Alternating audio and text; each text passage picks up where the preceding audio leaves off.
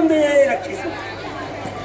ನಮ್ಮಿ ವಿದೇಹ ಹಾಲು ಹರಿಯುವ ನಾಡು, ಜೇನು ಸುರಿಯುವ ಬೀಡು, ಸುಖ ಹಾಗೂ ಸಂಪತ್ತುಗಳ ತವರು. ರಾಜ ಕುಶಧ್ವಜರ ಆಳ್ವಿಕೆಯಲ್ಲಿ ದೋಷವಿಲ್ಲ, ಲೋಪವಿಲ್ಲ ಎನ್ನುವುದು ನೆರೆದಂತಹ ಪ್ರಜಾಜನತೆಯ ಸಾಕ್ಷಿಯಾಗಿದ್ದೇವೆ. ನಮ್ಮ ವಿದೇಹದಲ್ಲಿ ಕಳವು ಕೊಲೆ ಹೋಗಲುಗಳಿಲ್ಲ, ರೋಗ ರುಜಿನಗಳಿಲ್ಲ, ಕಷ್ಟಗಳಿಲ್ಲ. ನಿತ್ಯವೂ ಎಲ್ಲ ಪ್ರಜಾಜನರೂ ಕೂಡ ಸುಖ, ಸಂಪತ್ತು, ಸಮೃದ್ಧಿ, ನೆಮ್ಮದಿಯಿಂದಲೇ ಜೀವನವನ್ನು ಸಾಗಿಸುತ್ತಾರೆ. ಇಷ್ಟಕ್ಕೆಲ್ಲ ಕಾರಣ ಪ್ರಜೆಗಳ ಒಂದೇ, ರಾಜ ಪ್ರತ್ಯಕ್ಷ ದೇವತಾ. ನನ್ನನ್ನು ದೇವರ ಮೂಲಕವಾಗಿ ಕೊಂಡಾಡುತ್ತಾ ಇದ್ದಾರೆ. ಪ್ರತ್ಯಕ್ಷ ದೇವತೆಯನ್ನು ನೆಗಟ್ಟಿಗೆಯೋ ಪಾತ್ರನಾಗಿದ್ದೇನೆ. ಇಷ್ಟಕ್ಕೆಲ್ಲ ಕಾರಣ ನಾನು, ನನ್ನಿಂದ ನನಗೆ ನನ್ನದು ಎನ್ನುವ ಮನೋಭಾವ ಇಲ್ಲದಿರುವ ದೆಸೆಯಿಂದ ಹಿರಿಗಳು ಈ ವಿದೇಹದ ರಾಜ್ಯದ ಅಧಿಕಾರವನ್ನು ನನಗೆ ಒದಗಿಸಿದ್ದಾರೆ. ಅವರು ಧರ್ಮಾತ್ಮರಾಗಿ ಶೀಲವನ್ನು ಕಾಪಾಡುತ್ತಾ ಸತ್ಯಾತ್ಮರಾಗಿ ಬಾಳಿನುದ್ದಕ್ಕೂ ಬದುಕಿ ಬಂದವರು. ಅವರು ಹಾಕಿಕೊಟ್ಟಂತಹ ದಾರಿಯಲ್ಲಿಯೇ ನಾನು ಮುನ್ನಡೆಯುತ್ತಾ ಇದ್ದೇನೆ. ಸತ್ಯ, ಧರ್ಮ, ನ್ಯಾಯ, ನೀತಿಗಳನ್ನು ಜೀವನದಲ್ಲಿ ಅನುಷ್ಠಾನಕ್ಕೆ ತಂದಿರುವ ಕಾರಣವೇ ನಾನು ಸುಖ, ಸಮೃದ್ಧಿ, ನೆಮ್ಮದಿಯಲ್ಲಿರುವುದಕ್ಕೆ ಕಾರಣವಾಯಿತು. ಈ ರಾಜ್ಯವು ಉತ್ತಮವಾಗಿ ಬೆಳಗಬೇಕಿದ್ರೆ ಕಾಲ ಕಾಲಕ್ಕೆ ಚಿಂತನೆಯನ್ನು ಬೋಧನೆಯನ್ನು ಮಾಡುವಂತಹ ಮಂತ್ರಿಗಳಿರಬೇಕು. ಉತ್ತಮರಾದಂತಹ ಮಂತ್ರಿ ನಮ್ಮ ಜೊತೆಯಲ್ಲಿರುವ ಕಾರಣ ಯಾವುದೇ ಲೋಪಗಳಿರದ ಹಾಗೆ ಅವರ ಸಲಹೆಯನ್ನು ಸ್ವೀಕರಿಸಿ ಮುಂದುವರಿಯುತ್ತಾ ಇದ್ದೇನೆ. ಭಗವಾನ್ ಶ್ರೀಹರಿ ಒಲಿಯಿದ್ದಾನೆ ಎನ್ನುವ ವಿಶ್ವಾಸ ನಮ್ಮದು. ಯಾವಾಗ ಶ್ರೀಹರಿಯ ಕೋಪಕ್ಕೆ ಪಾತ್ರನಾಗುವೇನೋ ಆವಾಗ ಮಾರಕವಾಗ್ತದೆ. ಪರಿಣಾಮವಾಗಿ ನಮಗೂ ಕೂಡ ಕಷ್ಟ ಒದಗುತ್ತದೆ ಎನ್ನುವಂತಹ ಸತ್ಯ ತೆಗೆದುಕೊಂಡವನು ನಾನು. ಸದ್ಯ ಶ್ರೀಹರಿಯ ಉಪಾಸನೆ ನಿತ್ಯವೂ ಮಾಡುತ್ತಾ, ನಿತ್ಯಾನುಷ್ಠಾನವನ್ನು ಚಾಚೂ ತಪ್ಪದೆ ಮಾಡುತ್ತಾ, ಶ್ರೀಹರಿಯ ಪ್ರೀತ್ಯರ್ಥವಾದಂತಹ ವ್ರತೋಪಾಸನೆಗಳನ್ನು ಮಾಡುತ್ತಾ ಬದುಕುತ್ತಾ ಇದ್ದೇನೆ. ಸಂತೋಷ. ಆಳ್ವಿಕೆಯಲ್ಲಿ, ರಾಜನೀತಿಯಲ್ಲಿ ಏನೋ ತೊಂದರೆಗಳೇನೂ ಇಲ್ಲ, ಸದಾ ನೆಮ್ಮದಿ. ಹಾಗೆಂದು ಸಾಕಾಗುವುದಿಲ್ಲ. ಯಜ್ಞಯಾಗಾದಿಗಳಿಂದ ದೇವರುಣವನ್ನು, ಇಂದ್ರಿಯ ನಿಗ್ರಹದಿಂದ ಋಷಿರುಣವನ್ನು, ಸಂತಾನವನ್ನು ಪಡೆದು ಪಿತೃಋಣದಿಂದ ಮುಕ್ತರಾಗಬೇಕು. ಅದಕ್ಕಾಗಿ ಪ್ರಾಯಪ್ರಬುದ್ಧರಾದಾಗ ಹಿರಿಯರ ಸಲಹೆಯಂತೆ ವಿವಾಹವಾದೆ. ಧರ್ಮ ಪ್ರಜಾ ಸಂಪತ್ ಸಿದ್ಧಾರ್ಥಂ, ಧರ್ಮಾತ್ಮನಾದಂತಹ ಪ್ರಜೆಗಳು ಎನಿಸಿರಬೇಕು. ಅದಕ್ಕಾಗಿ ನನಗೂ ಕೂಡ ಧರ್ಮಾತ್ಮನಾದಂತಹ ಮಗನೇ ಬೇಕು. ಮದುವೆಯಾಗಿ ಕೆಲವು ಕಾಲಗಳ ಕಳೆಯುತ್ತಲ್ಲ, ಚಿಂತೆ ಬಾಧಿಸುತ್ತಾ ಇದೆ. ಮಕ್ಕಳಿಲ್ಲ, ಮಕ್ಕಳಿಲ್ಲ, ಮಕ್ಕಳಿಲ್ಲ.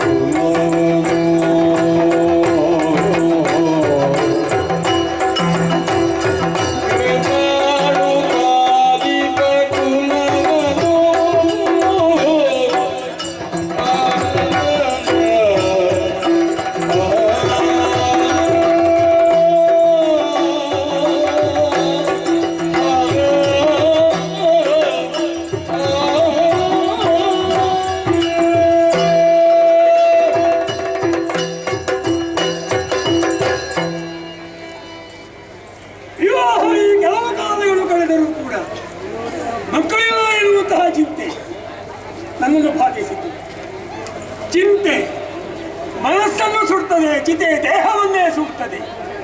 ಪರಿಹಾರಗಳೇನು ಯೋಚಿಸುತ್ತಾ ಇದ್ದ ಹಾಗೆ ಗುರುಗಳ ಭೇಟಿಯಾದೆ. ನನ್ನ ಗುರುಗಳು ಒಪ್ಪಳೆಗೊಳಿಸಿದರು. ಎಲ್ಲ ಅನುಷ್ಠಾನಾದಿಗಳನ್ನೂ ನೀನು ಮಾಡಿದ್ದೀವಿ. ವಿಶೇಷವಾದಂತಹ ಯಾಗವನ್ನು ನಡೆಸಿದ್ದು ಕಡಿಮೆ ಅಂತ.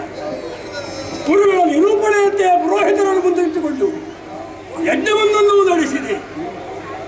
ಯಜ್ಞನಾರಾಯಣ ಪ್ರಸನ್ನರಾಗಿಲ್ಲ ಅಂತ ಕಾಣ್ತದೆ.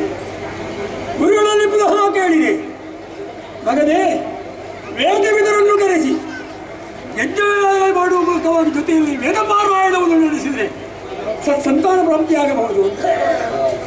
ಹಾಗೆ ಯಜ್ಞಯಾಗಾದಿಗಳನ್ನು ನಡೆಸುವಾಗ ವೇದಮೂರ್ತಿಗಳನ್ನು ಬರಮಾಡಿ ವೇದ ಪಾರಾಯಣ ನಡೆಸಿದೆ. ಏನು ಶ್ರೀಹರಿ ಒಲಿದ ನನ್ನ ಮಡದಿ ಗರ್ಭಿಣಿಯಾದಳು. 9 ಮಾಸ ಕಳೆದು ದಶಮಾಸದಲ್ಲಿ 10 ದಿನಗಳಲ್ಲಿ ನನ್ನ ಹೆಂಡತಿ ಪ್ರಸವಿಸಿದ್ದಾಳೆ. ಇರಲಿ, ಹೆಣ್ಣು ಮಗು. ಹೆಣ್ಣಾದರೇನು ಗಂಡಾದರೇನು ಶ್ರೀಹರಿಯ ಪ್ರಸಾದ ಎನ್ನುವ ಮನೋಭಾವದಲ್ಲಿ ಸ್ವೀಕರಿಸಿದೆ. ಹುಟ್ಟಿದಂಥ ಹೆಣ್ಣು ಮಗುವಿಗೆ ನಾಮಕರಣದ ವಿಚಾರ ಮಾಡಿದೆ. ಗುರುಗಳು ಪುರೋಹಿತರು ಹೇಳಿದರು, ವೇದ ಪಾರಾಯಣದ ಫಲಶ್ರುತಿಯಾಗಿ ಶ್ರೀಹರಿ ಪ್ರಸಾದವಾಗಿ ಒದಗಿಸಿದ್ದು ಹೆಣ್ಣಲ್ವೇ, ಅವಳಿಗೆ ವೇದವತಿ ಎನ್ನುವಂತಹ ನಾಮಕರಣ ಮಾಡಿದೆ. ನನ್ನ ಉದ್ದೇಶ ಒಂದೇ, ಜೀವನದಲ್ಲಿ ಪರಮ ಗುರಿ ಶ್ರೀಹರಿಯ ಪಥಸಾಯುಜ್ಯವನ್ನು ಸೇರುವುದು. ಲೌಕಿಕವಂತಹ ಎಲ್ಲ ಜೀವನವನ್ನು ನಡೆಸಿ ಅಧಿಕಾರವನ್ನು ಹಸ್ತಾಂತರಿಸಬೇಕು. ಆ ಬಳಿಕ ಅಲೌಕಿಕ ಆನಂದವನ್ನು ಪಡೆಯಬೇಕು. ಅದಕ್ಕಾಗಿ ಶ್ರೀಹರಿಯ ಉಪಾಸನೆ ಮಾಡಬೇಕು. ಮಗಳು ಅದನ್ನು ಬೋಧಿಸುತ್ತಾ ಇದ್ದೇನೆ. ಶ್ರೀಹರಿ ಕಥೆಯನ್ನು ನಿತ್ಯವೂ ಅವಳಿಗೆ ಹೇಳುತ್ತಾ ಬರುತ್ತಾ ಇದ್ದೇನೆ. ಆಟದಲ್ಲಿಯೂ ಹರಿ, ನೋಟದಲ್ಲಿಯೂ ಹರಿ, ಎಲ್ಲ ಆಟ ಪಾಠ ಕೂಟಗಳಲ್ಲಿ ಹರಿಲೀಲೆಯನ್ನೇ ಬೆಳೆಸುತ್ತಾ ಇದ್ದೇನೆ, ಪೋಷಿಸುತ್ತಾ ಇದ್ದೇನೆ. ಇರಲಿ, ಇಂದಲ್ಲ ನಾಳೆ ಅವಳ ಮೂಲಕವಾಗಿ ಶ್ರೀಹರಿಯನ್ನು ಪದ ಸೇರುವಂತಹ ಯೋಚನೆ ಮಾಡುತ್ತಿದ್ದೇನೆ. ಎಲ್ಲ ಪ್ರಜೆಗಳಿಗೂ ಕೂಡ ಎಲ್ಲ ಪ್ರಜೆಗಳ ಸುಖ ಕಷ್ಟಗಳನ್ನು ಕೇಳಿಕೊಂಡೆ. ಸಂತೋಷ, ಎಲ್ಲರೂ ನೆಮ್ಮದಿ. ಇಂದಿನ ಓಲಗವನ್ನು ಮುಗಿಸೋಣ. ನಾಳೆ ಪ್ರಾತಃ ಕಾಲ ಮಗುನೊಬ್ಬೆ ನಮ್ಮ ಸಭಾಭವನದಲ್ಲಿ ಭೇಟಿಯಾಗೋಣ. ಶ್ರೀಹರಿ